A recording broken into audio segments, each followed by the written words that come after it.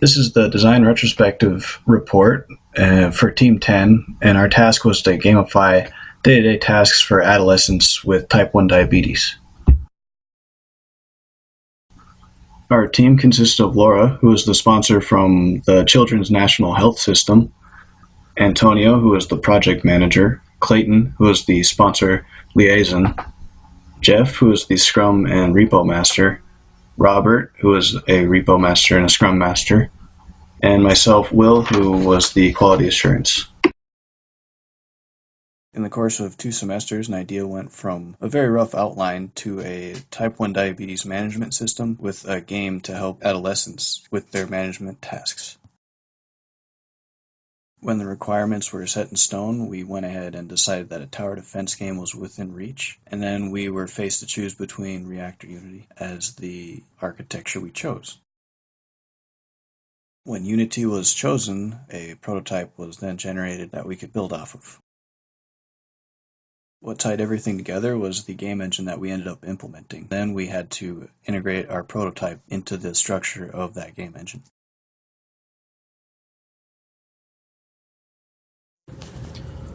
Due to the varying schedules of our team members and our experience with Agile process, we decided to use Scrum for the SDLC process. Providing daily updates, discussing issues, and grooming requirements worked well over Slack. Planning was more difficult, and the team utilized mandatory team meetings every week for an in-person discussion. We used GitLab for managing our repository and individual user stories and tasks.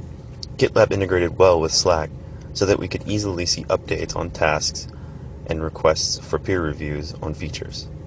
Our sponsor meetings worked well to flesh out what our sponsor needed and provide feedback. We worked through completely changing the game with her and reviewing changes to decide feasibility.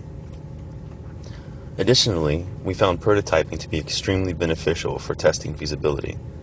We used prototyping to decide what software to use and test features for the sponsor. We did use our Unity prototype for the start of the actual project, which we found had some drawbacks. In order to rectify the architecture with the game engine that we used for the game, we used UML diagrams for design and documentation. These documents helped to frame our architecture for interfacing with the game engine. It worked well to lay out our code structure and help keep the team in sync on refactoring our changes for logging blood glucose data and awarding coins for gameplay. Overall, our processes had many things that did work well, and we made adjustments to the processes for things that were not working for our team.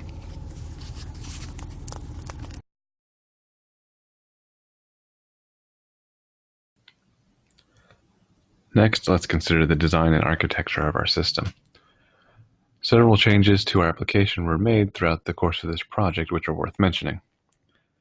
First, the product vision for our application changed from being a simple game where the user's avatar is moved across the screen to a full-fledged tower defense game where the user is provided incentives to engage in diabetes management activities. This change in our product vision was a result from the requirements elicitation process, where our sponsor refined their vision based on the questions we were asking about how to make the app more appealing to adolescents. We all believe that the resulting game appeals to a wide range of age groups. Consequently, we believe that our requirements elicitation process was a success. A second change comes from the architecture of our application. Originally in our application, we used a model view view model design, but later on we decided to move to a model view controller design. At first, each functionality was mapped to a view, and each view is associated with a script responsible for maintaining state and for its own ingress and egress.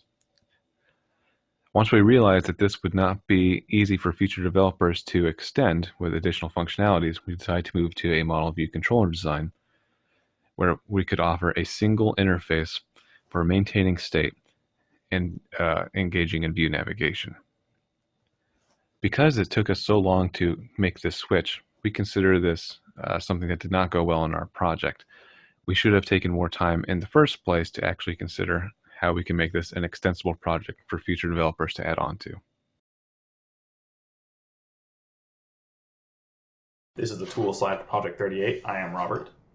Communication tools we used were Slack. This is the main method of communication between all the group members for the duration of the project. We used this as a tool to conduct asynchronous stand-ups due to the time difference between each member, communicating for different assignments or project goals, and any general conversation about the status of our different user stories.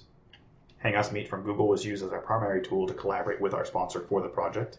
Meetings were held weekly on either a Monday or a Friday to discuss the current statuses of our different user stories, work in progresses for non-user story tasks, and to elicit feedback or information from the sponsor, and any other information that we would like to share with our respective groups. ASU email was a tertiary tool used to communicate with any off-meeting tasks or updates from our sponsor or to our sponsor. The software we used included Unity as a primary tool to develop the user interface and background logic for the application itself, and code is generated from other IDEs.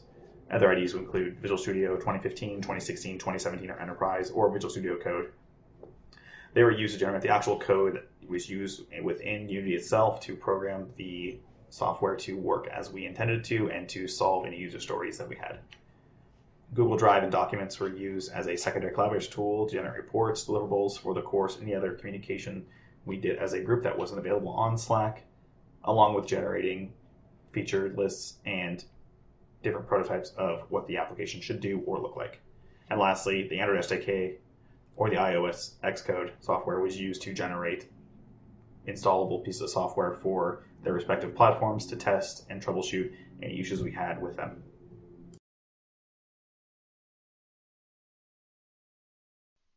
Teamwork. An essential element of a high-performing team is communication.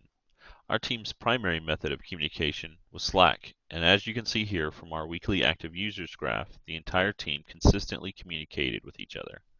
This is one area where we feel the team was effective and performed well.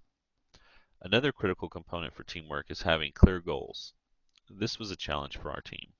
Our sponsor decided to pivot on some of the project requirements and then leaned on the team for assistance in explicitly defining them. This introduced some uncertainty with the project goals that at times made it difficult to gain traction with the project. Another component of good teamwork is the ability to adapt to change. This is another area where the team feels we were successful. In addition to some rather significant design changes, we also adapted our communication plan by introducing weekly mandatory team meetings in addition to our weekly sponsor meeting. While Slack was essential for communication for a remote team, on occasion it made buy-in to some decisions from everyone difficult due to having to consume a wall of text. As a result, we adapted and resolved that issue. Leadership is another teamwork component that was at times challenging and an area we feel could be improved. A great team appreciates each other. Our team was very positive and often provided feedback supporting each other. For example, a Slack search for a few forms of thanks produced over 200 results. Finally, another component that seems to have hampered our teamwork was lack of experience with Unity, which was much more of a handicap for our team than we expected.